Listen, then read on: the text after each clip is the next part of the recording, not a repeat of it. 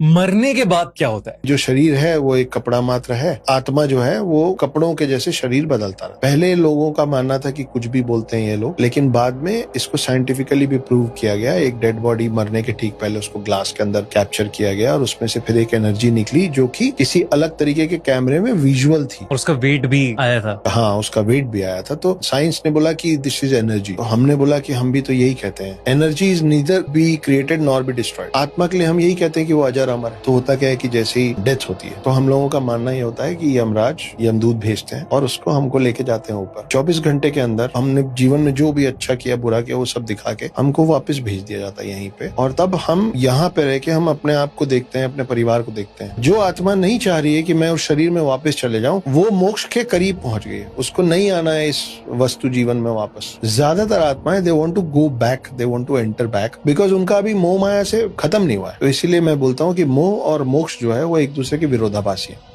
कि अगर आप मोह में है तो आपको मोक्ष की प्राप्ति नहीं होगी, अगर आपको मोक्ष चाहिए तो आपको मोह से पल्ला झाड़ना पड़ेगा। हम लोगों में शरीर को इसलिए जला दिया जाता है कि कुछ भी हो आप उस शरीर में वापस ना जाओ। वो 13 दिन का जो पूरा प्रोसेस है उसमें आपको हर तरीके से मुक्ति दिलवाने की कोशिश की जाती है। पंडित बैठते हैं, पूजा पाठ होता है और फाइनली फिर आत्मा का सफर शुरू होता है वापस। उसका क्लिंजिंग कुछ इस तरीके से होता है कि जब वो अगली बार शरीर में घुसे तो इस जीवन का उसको कुछ याद ना रहे।